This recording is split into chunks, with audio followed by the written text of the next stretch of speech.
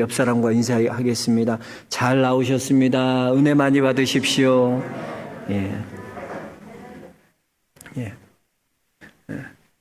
오늘 본문 말씀은요, 마태복음 5장, 6장, 7장을 산상수훈이라고 그래요. 예수님께서 공생이 시작하시면서 하신 첫 번째 설교인데요.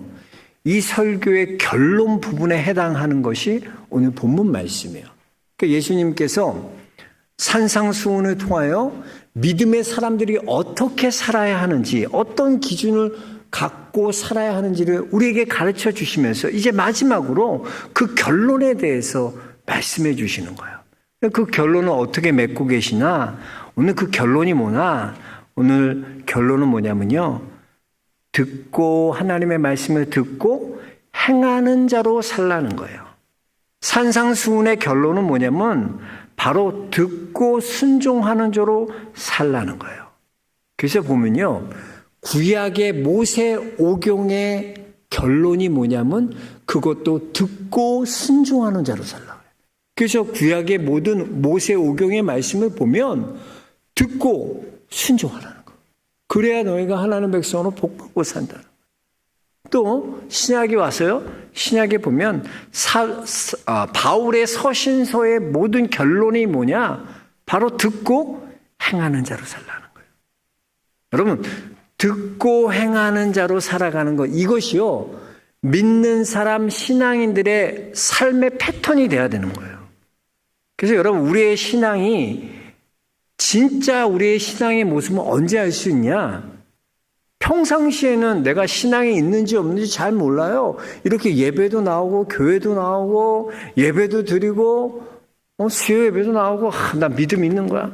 근데 언제 드러나냐면요, 우리의 인생에서 홍수를 만나고 태풍을 만나고 고난이 찾아오면요, 그때 우리의 신앙의 실체를 보게 되는 겁니다. 그래서 오늘 말씀도 보면요, 비가 내리고 창수가 나고 바람이 불면 무너져 내리는 집이 있고요, 또 무너지지 않는, 비가 내리고 창수가 불고 바람이 불어도 무너지지 않는 반석 위에 세운 집이 있다는 거예요. 뭐의 차이냐? 비가 오고 바람이 불고 창수가 나 보면 무너지는 집인지 아니면 반석 위에 세운 집인지 그때 알 수 있다는 거예요. 우리의 신앙의 본 모습도 그렇습니다. 여러분이 정말 신앙에서 생활할 때요, 어려움 당하고요, 고난을 당하고요, 감당할 수 없는 시험을 만나면요, 그때 비로소 내 신앙의 본 모습을, 매너, 생얼을 볼 수 있게 되는 거예요. 그래서 고난은요, 우리의 신앙의 바로미터, 척도가 되는 거예요. 내 신앙의 모습을 볼 수 있는 거울이 바로 고난이라는 거예요. 그래서 여러분, 지진도 그렇잖아요. 그 내진 설계가 돼 있는 곳과 내진 설계가 되지 않은 곳, 평상시엔 똑같아요. 우리 로비 저거 확장 있잖아요, 교회 뒤에. 저 로비가 내진 시설이 설계가 되어 있을까요? 안 돼 있을까요? 안 돼 있어. 안 돼 있어. 근데 평상시에는 저게 내진 설계가 되어 있는 것처럼 튼튼하게 보냐. 뭐 언제 알 수 있어요?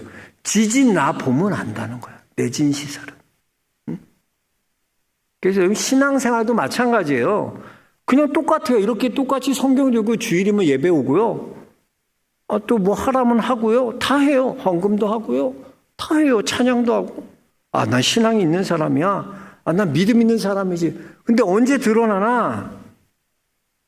이렇게 똑같이 말씀을 듣고 있지만 어디에서 차이가 나나?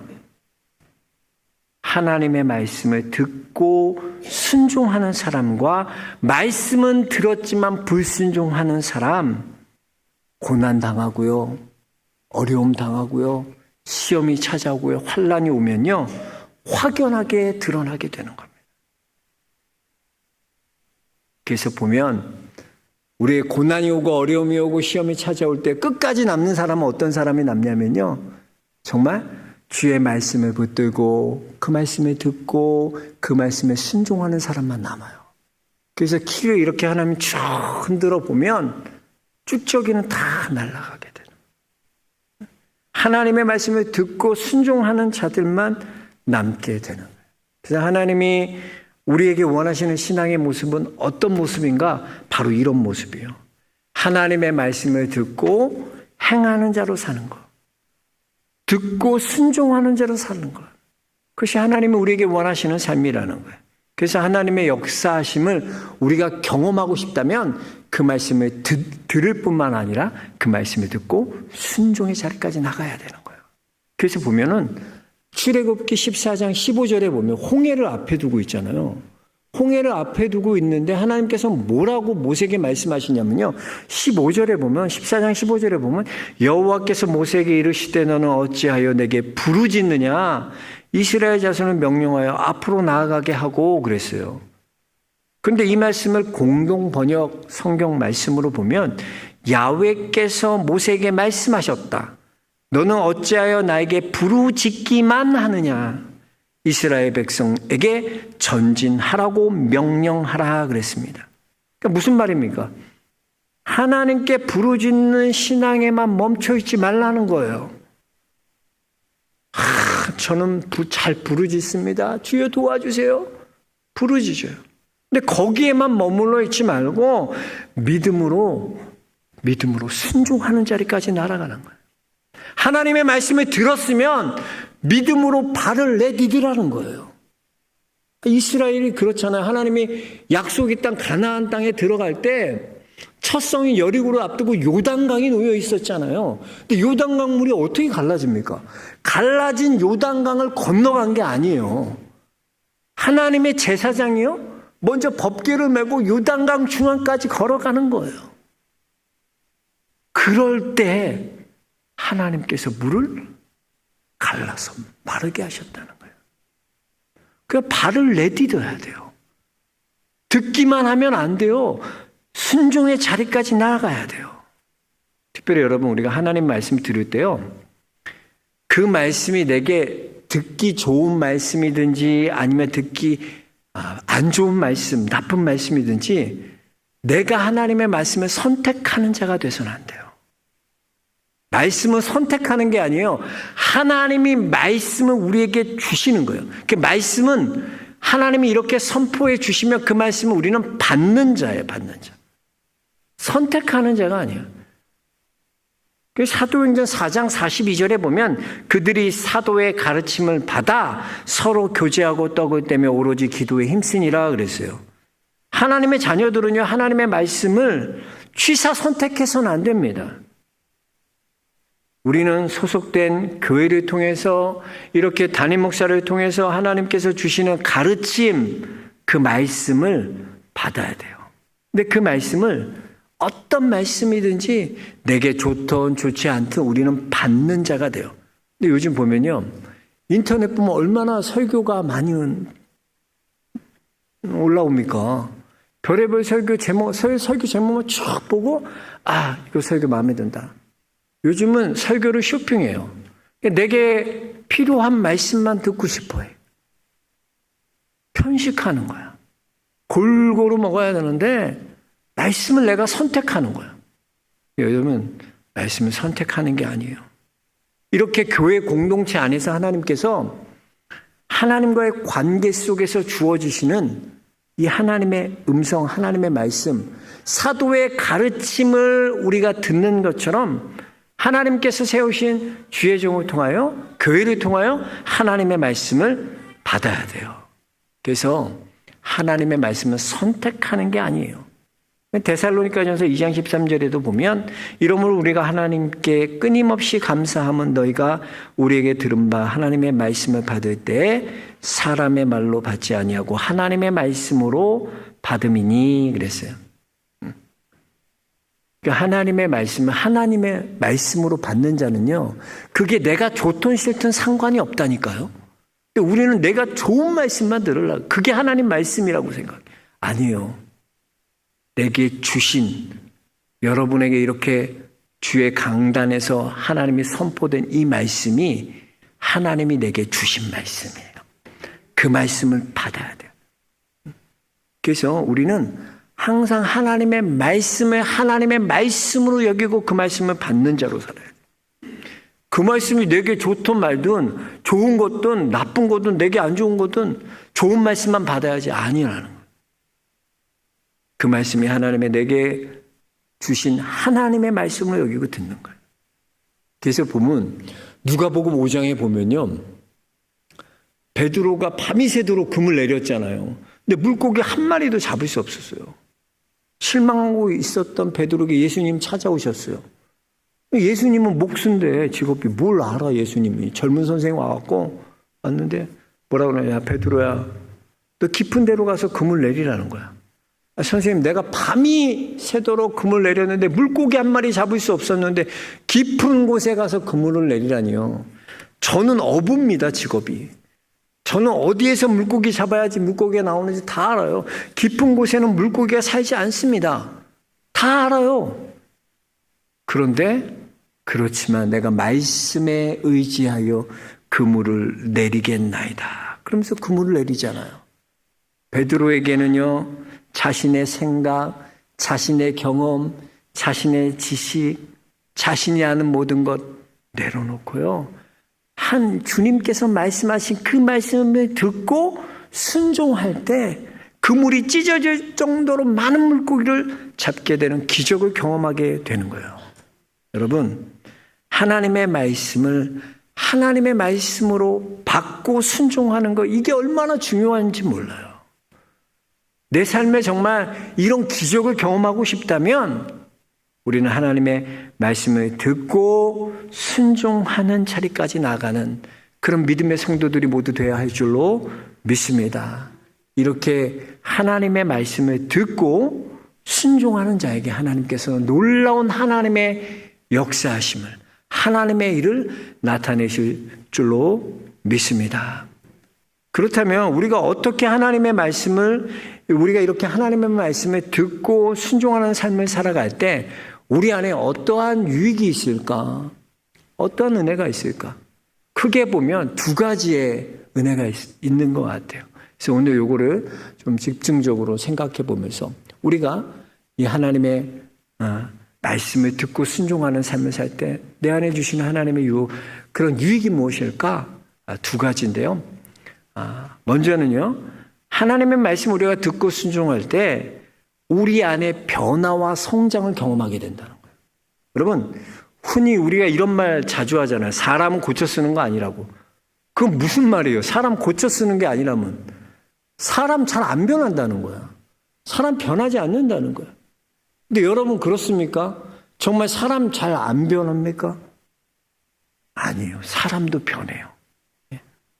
정말 하나님의 말씀이 하나님의 말씀으로 받고 그 말씀을 들으면 우리의 속사람, 우리 안에서부터 놀라운 변화가 일어나기 시작하는 거예요.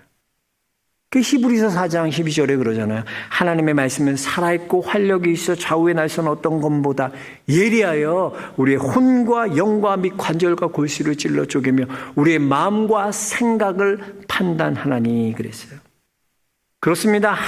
우리의 마음을 수술하는 것, 우리의 마음을 쪼개고 우리의 마음을 가르고 우리의 마음을 수술하는 것, 하나님의 말씀이 우리의 마음을 수술하는 거예요. 하나님의 말씀이 우리 안에 들어오면요, 우리의 마음이 수술하는 거예요. 우리의 속사람이 변화되는 거예요. 우리 안에서부터 변화가 시작되는 거예요.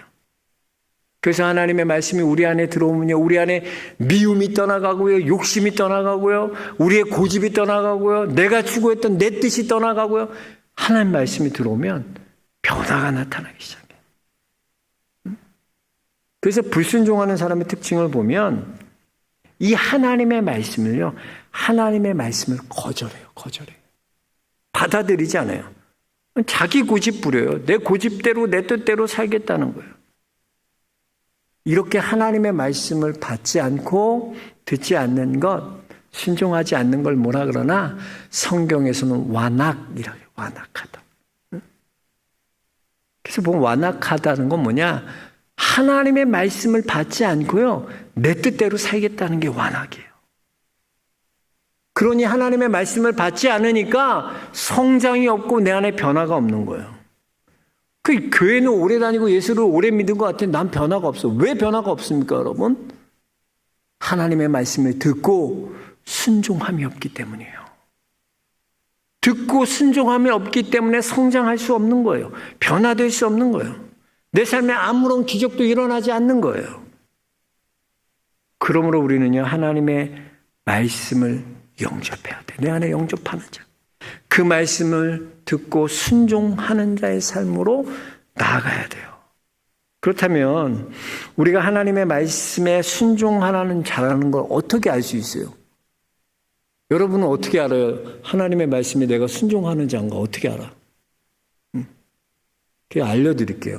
아, 내가 하나님의 말씀에 지금 순종하고 있구나. 그걸 어떻게 아냐면 여러분의 모든 선택의 기준이 하나님의 말씀의 기반인가를 생각해 봐야 돼. 그러니까 우리가 흔히 수없이 많은 선택을 하잖아요. 근데 그 선택의 기준이 뭐냐는 거야. 여러분 가만히 생각해 보세요. 여러분이 선택하고 있는 그 선택의 기준이 뭐예요?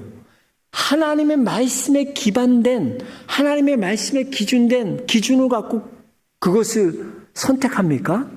아니면 우리는 어떤 내 욕심과 내 야망과 내 성공과 내 어떤 것을 이루기 위해서 그것을 선택하고 있나? 여러분이 정말 선택하는 것이 모든 것이 하나님의 말씀의 기준이 되고 하나님의 말씀의 기반을 갖고 선택한다면 여러분은 하나님의 말씀에 순종하고 길로 나아가고 있다는 거예요. 성경에 보면요, 야곱이요 147까지 살아요. 147세까지 살아요. 그 당시에 뭐 그렇게 오래 산 건 아닌데 야곱이 임종 전에 어떤 일을 하냐면요, 그 아들 요셉이 큰아들 므낫세와 작은아들 에브라임을 데리고 가고 아버지 우리 손주들 좀 축복해 주세요. 그러면서 므낫세를 오른편에 앉히고 차남인 에브라임을 왼쪽에 앉혀요. 그러니까 오른손으로 누굴 축복해 달라는 거예요. 큰아들 므낫세 축복해 주고 왼손으로는 에브라임 축복해 달라는 거예요. 근데요, 야곱이 이상한 행동을 해요. 오른손을 에브라임에게 대고요, 왼손을 므낫세에게 대고 엇갈려서 축복합니다. 엇갈려서. 당시 오른손이라는 것은요, 능력이요. 이스라엘의 능력을 상징하는 거예요. 항상 이스라엘은 장자가 차남보다 더 많이 갖는 풍습을 갖고 있었어요. 그러니까 당연히 장자가 더 많이 갖는 게 당연한 거예요. 근데 지금 엇갈려서 축복하고 있는 거예요. 그러니까 다급해진 요셉이 아버지 그러지 마요. 그리 마옵소서. 아들을 큰아들 므낫세에게 오른손으로 축복해 주세요. 그럼 야곱이 뭐라고? 야, 내 아들아 나도 그거 안다. 그런데 나는 오른손으로 에브라임에게 왼손으로 므낫세에게 축복할 거다. 그리고 축복을 강행해요. 자, 그런데 보세요. 히브리서 11장에 보면 쭉 믿음의 선조들의 믿음의 모습이 나오잖아요. 노아는 믿음으로 방주를 만들었다고 그래요. 그리고 아브라함은 갈 바를 알지 못했지만 하나님의 약속에 믿고 믿음으로 나아갔다 그래요. 또 모세는 뭐라고 평가하냐? 모세는 애굽의 공주의 아들됨을 포기하고 백성들과 하나님의 백성 이스라엘과 함께 고난받기를 선택했다 그래요. 그게 뭐냐? 믿음이라는 거야. 근데 야곱에 대해서는 뭐라고 언급하냐고요? 딱 한 줄 언급해요. 야곱의 믿음이 뭐였냐? 한자로 언급하는데 그 한 문단으로 언급하는데 그게 뭐냐?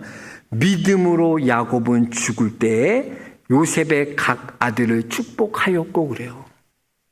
근데 야곱의 인생을 보면요, 파란만장한 믿음의 삶을 살지 않습니까? 그런데 딱 한 가지, 이렇게 엇바꾼 손으로 축복한 그 이야기만 믿음이라고 성경에는 기록하고 있다는 거예요.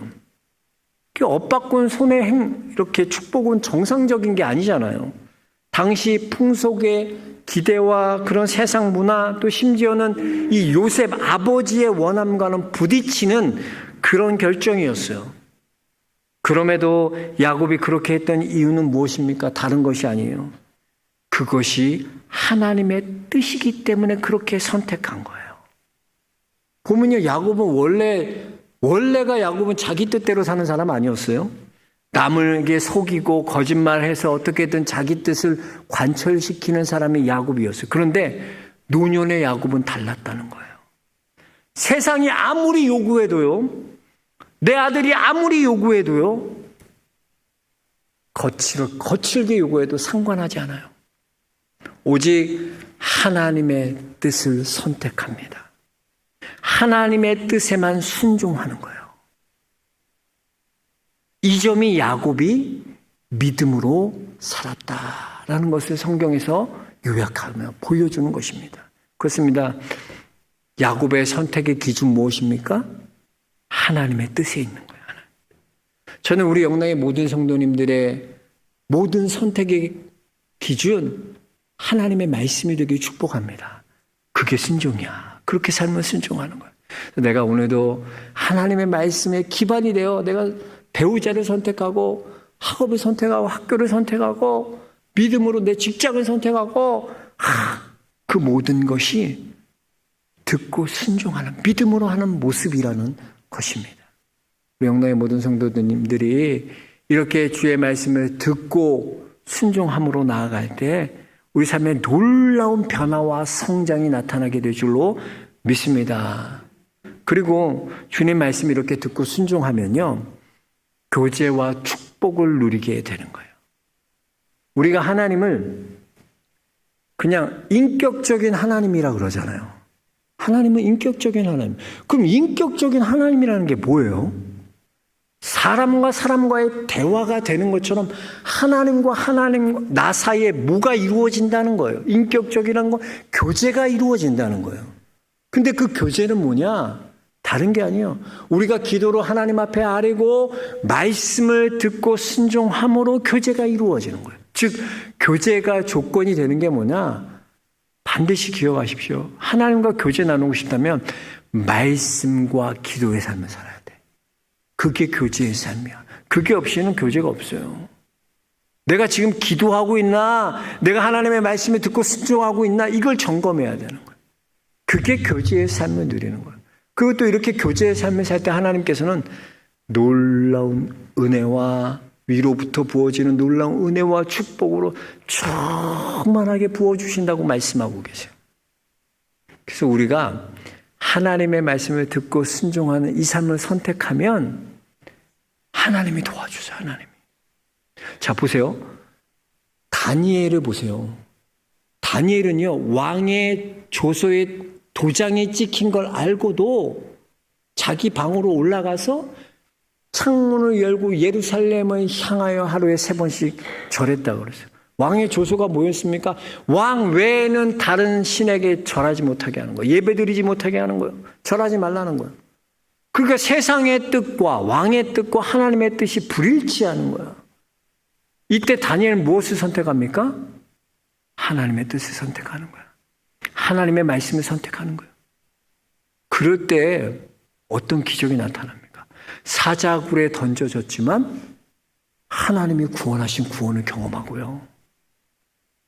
바벨론의 가장 위대한 총리로 하나님이 세워서 모든 사람보다 존귀케 만들어 주셨어요. 하나님의 말씀을 듣고 순종할 때 하나님께과의 깊은 교제뿐만 아니라 내 삶에 하나님께서 압도하는 축복을 주시는 거예요. 그냥 축복이 아니라 우리의 상황과 환경을 넘어서 압도할 수 있는 축복 어디에서나 듣고 순종하는 자에게 주시는 거예요. 여러분에게 이런 축복이 있길 주의 이름으로 축복합니다. 그래서 우리는 하나님의 말씀을 듣고 순종하는 자로 살아야 돼. 그게 뭐냐? 듣순이야. 듣고 순종하는 자가 듣순이야. 그래서 오늘 설교 제목이 듣순이로 삽시다. 따라하겠습니다. 듣순이로 삽시다. 듣고 순종하는 거예요. 듣는 건 이렇게 잘 들어요. 근데 어디까지 나가야 된다? 순종의 자리까지. 그럴 때 내 삶에 놀라운 변화와 성장이 일어날 뿐만 아니라 하나님과 깊은 교제와 위로부터 주시는 하나님의 축복을 경험하는 귀한 믿음의 삶을 살게 될 줄로 믿습니다. 이렇게 우리가 그렇게 하나님의 말씀을 듣고 순종하는 그 자리까지 나아가는 듣순이가 되는 귀한 은혜가 있기를 주의 이름으로 축원합니다.